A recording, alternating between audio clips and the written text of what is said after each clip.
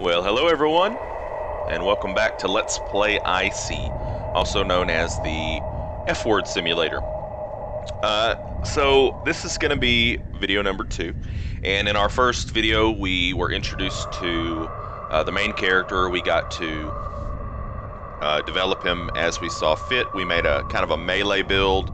More, I guess you'd really call him kind of a hunter. Like, he's not really the strong silent type, because he does do some talking. He's arrogant, a little bit, cocky. That's kind of the way that I'm playing him.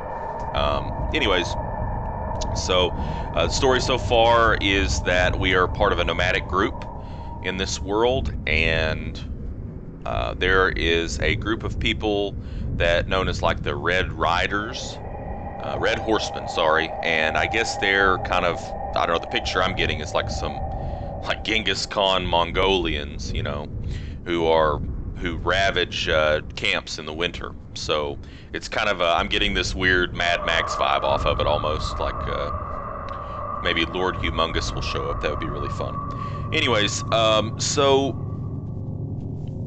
yeah, we have been given the task with going to this town with particular importance set to finding tools. So let's head that direction. We're with Demetra, the half-orc. So let's go this way. She's not really a half-orc. She's a human. Okay, so tutorial. So I guess we're still in the tutorial part of the game. Scavenge. To start scavenging, enter an area and press the scavenge button in the right corner. So that would be this button. Alright, so it's kind of the same mechanic as with Hunt. You have 3 different choices, each with a different risk level. It looks like even this one, there's not a whole lot of risk. We really need to find the tools, and they haven't really said that there's a huge problem with taking all day, so I want to carefully scavenge the area. You find a store, but it's completely shuttered. We can't do this. That looks like a grappling hook. We can try to pick the building's lock. We can blow up the secondary door, which I don't think would be maybe a good idea. Could attract attention. Also, I'm assuming that like explosives were probably in short supply. We can leave. So let's try picking the lock. You successfully managed to open the door and you're able to explore the building. Excellent. Alright, so it looks like we got +8 here to what I'm assuming is like first aid. 1 unit of fuel and 22 units of ammunition. That's excellent. We got a frying pan, and is that a... looks like a grappling hook. I wish there was like a tool tip. Like some tool tips or something. But yeah, we're definitely going to take everything. Okay, so new objective, go back before the sunset. Ah, so now it is moving, but it's not day 1, it's day 2. So 6 p.m. We might not be able to make back before sunset. I mean, if winter's coming, it should already be sunset. Right? Okay.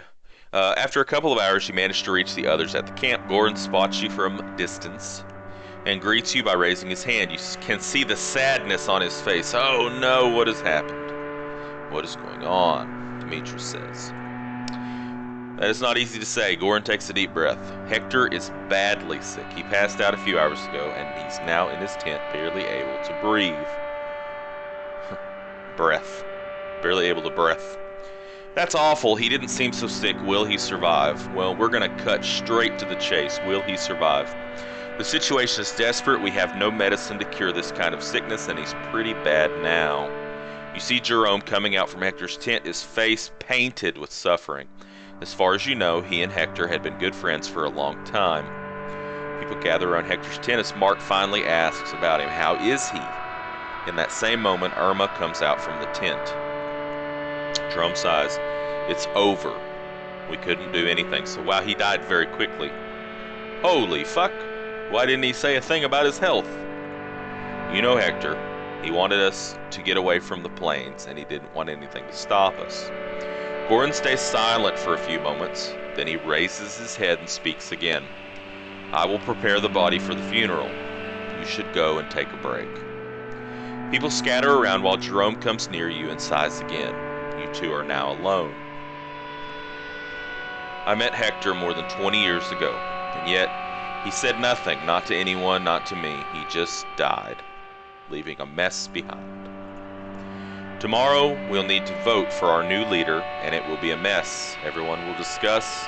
I bet Irma will go crazy again, screaming and threatening people. So we have some options. I don't know what to say. I'm really sorry. No space.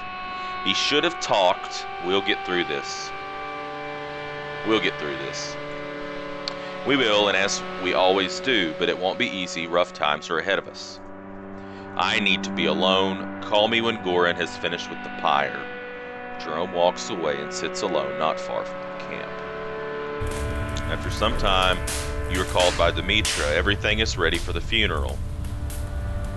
Everyone gathers around a big stack of wood. After making sure that everyone is there, Goran throws a lit torch on the pyre, which slowly starts to burn, shrouding Hector's body in a dance of bright flames.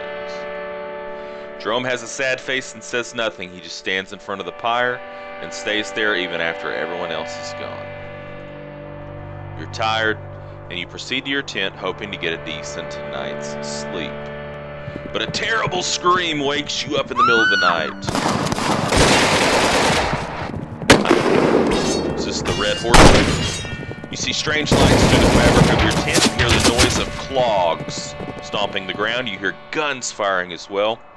You are under attack. That's pretty obvious.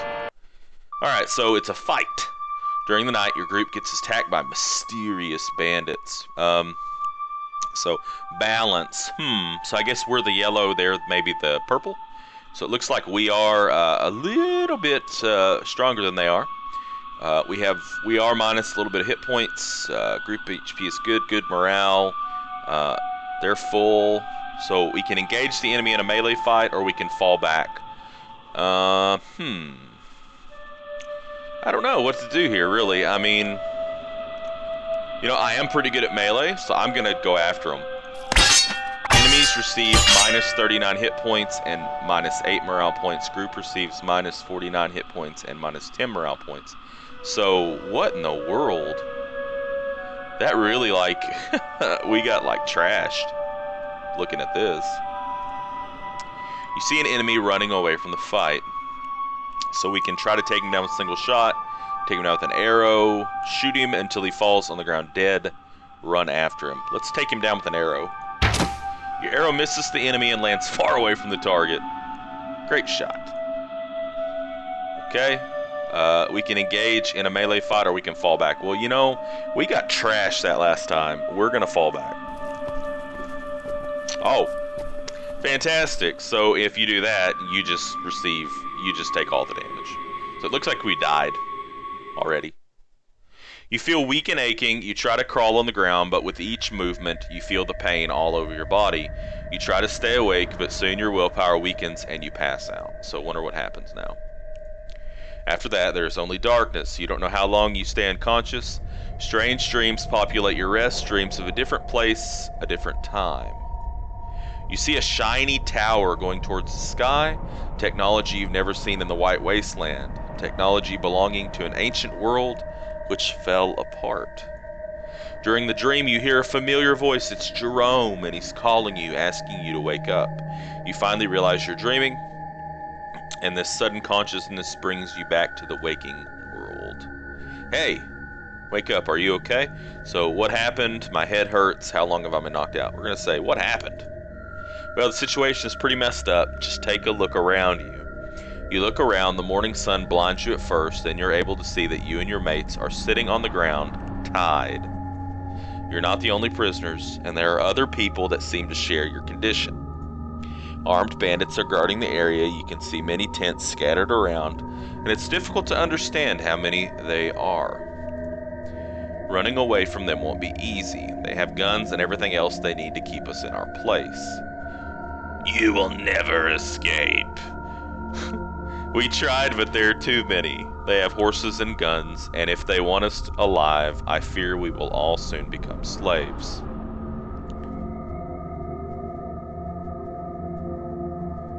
Say nothing. Sorry, but I'm not becoming anyone's slave. I won't be beaten again just because one of you wants to do something stupid. They beat all of us, Joseph. But what should we do? Just wait here to be sold as slaves?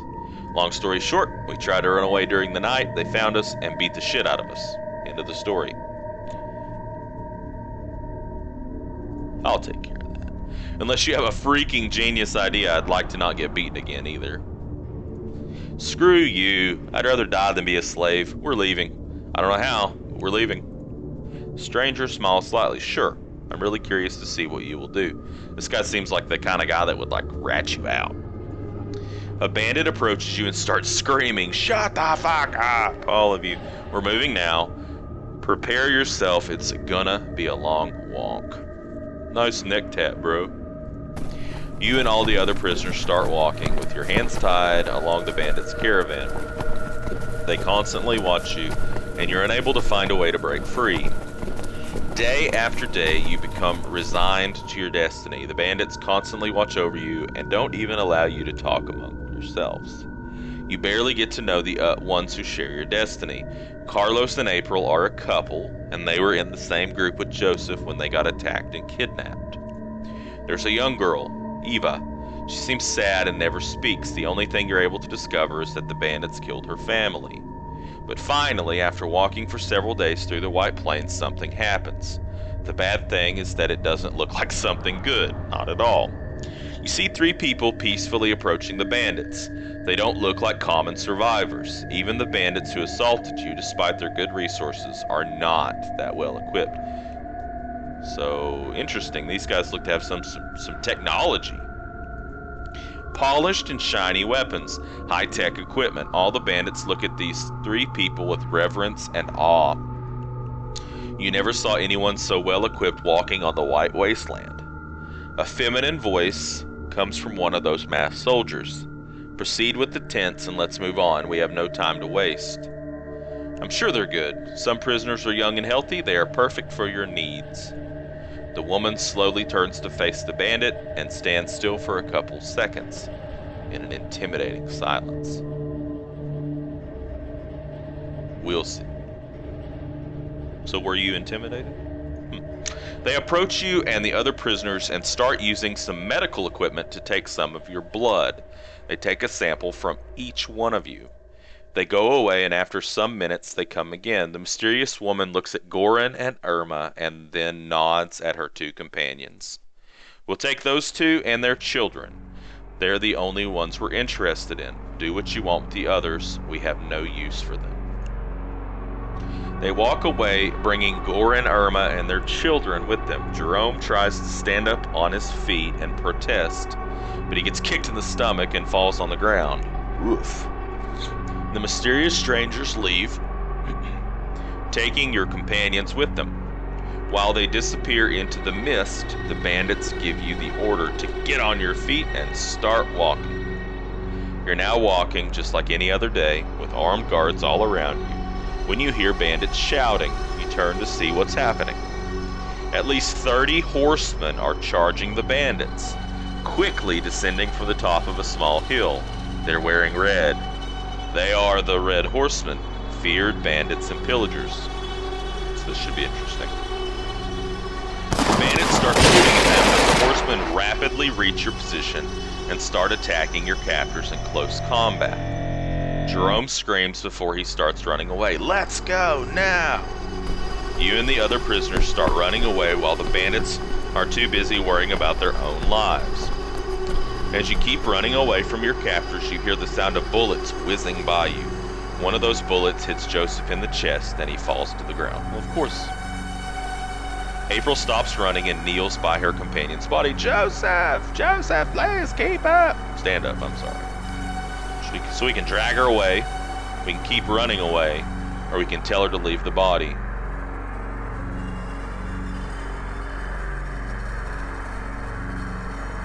While you pull April away from the dead body of her former companion, you hear Carlos' voice. For fuck's sake, run. He's dead. Run. Someone keeps shooting at you, but the bullets pierce the snow around you without hitting anyone. You're too far away to be an easy target. You see the entrance of a tunnel ahead of you, and your group starts running towards it. You are getting far away from your captors, who are busy fighting the horsemen. You take a last look behind you, and you see no one coming after you. The tunnel is quite long, but after a few minutes you finally see the light and the cold wind coming from the outside. Freedom! You can see the world map. Okay, you can see the world map pressing M while traveling around the world. Alright. Okay, so this is the whole world, apparently. Interesting. So we were, I think... Where were we? Where were we before? Trying to find the churchy thing. Because there was a forest, right? Was this it? Down here? Maybe? Or maybe it was this one?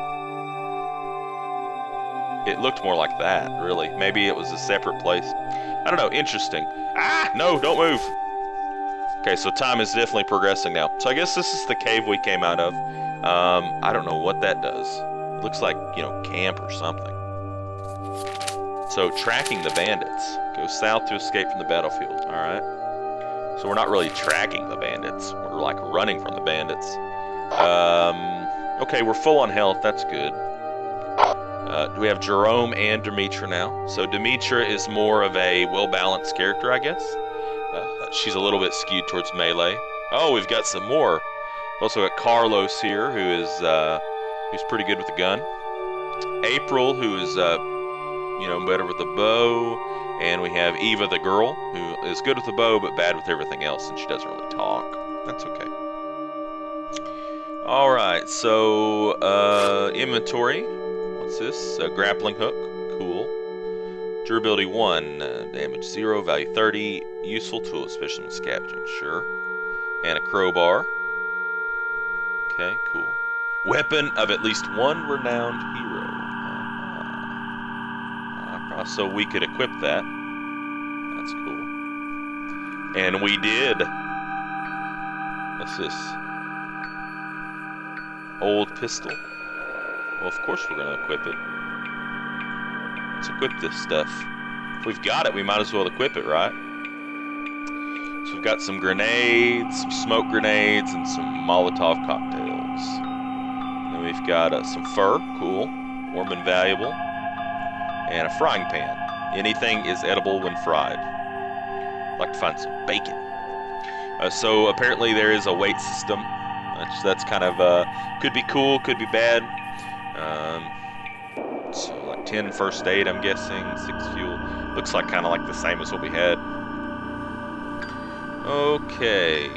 So it looks like time only passes when you move and when you have events. So I guess... Let's, how do we move the... I want to move the map without... Okay, so if you left click and hold it, it'll move. So I guess this is where we need to go. Well, you might as well go there. So time is passing. You're traveling with your party when you start hearing some strange noises. In a few minutes, the noises get stronger. Some people are animatedly arguing near an old house. Most of them are armed with melee weapons. But the one that seems to be the leader is talking to the other with a gun in his right hand. So we only have one option, to talk to them. You slowly walk towards the strangers, and as soon as they see you, the man with a gun in his hand comes closer and addresses you. Greetings, fellow travelers. I don't know what brings you here, but since you didn't attack us, I hope you're honorable people, am I right? Despite the kind words, the man keeps holding his gun. Yes, you are. We got here by tracking one hell of a criminal. This man is pure evil and killed 3 of our people. Now he's hiding inside that house. Will you help us deal with him? He's armed, and we don't want him to kill any more of us. Suddenly, you hear a deep voice coming from the house. It won't be necessary. I'm coming outside to face my fate. A massive black man comes out of the house, carrying a little girl in his arms. You can clearly see the blood dripping from the girl's body and falling on the ground. The man with the gun and his people raise their weapons and fearfully draw back from the man. The mysterious man comes closer, and you can see an expression of pure despair on his face. Are you happy now? You took the life of my little girl, and now you'll take mine too. How glorious and noble you are. Shut up, you filthy scum. You killed 3 of my brothers. You brought this upon yourself. The black man falls on his knees and slowly lays the girl's body on the snow. You can clearly see that she has been shot in the chest. Why don't you tell them the whole story? Why don't you tell them how you captured me and my family, how you wanted to sell us as slaves? Don't listen to him. He's lying. He's a lying coon thug, and he should be punished for his crimes. Demetra is silent, but she's clearly disgusted by the scene. So we can either go on, I won't stop you, we will kill you. A criminal deserves no mercy, and that's why we're going to kill you all. I won't let you do that. I won't let you kill a man just because he's born with a darker skin. So I'm thinking we don't know what really happened here. You know, we don't know who's telling the truth, who's lying. So we're just gonna go on. Demetra turns to you with a surprised face, but I will. We won't allow you to kill him. If it's a fight what you seek, we will kill you too. So we're fighting. The mysterious black man jumps onto his feet and smashes the armed guy with incredible strength. Then he grabs the gun from the ground and starts shooting. So it's a fight. You face a group of poorly equipped but quite threatening raiders. I mean, last time we did a melee fight, it just really didn't work very well. We'll try it again, I guess. Okay, so this time it went a lot better. Maybe it was just a really poor roll. Okay, next. You spot an enemy knocking an arrow. So we can shoot him, we can charge him, we can use a smoke grenade. Yeah, that seems really useful.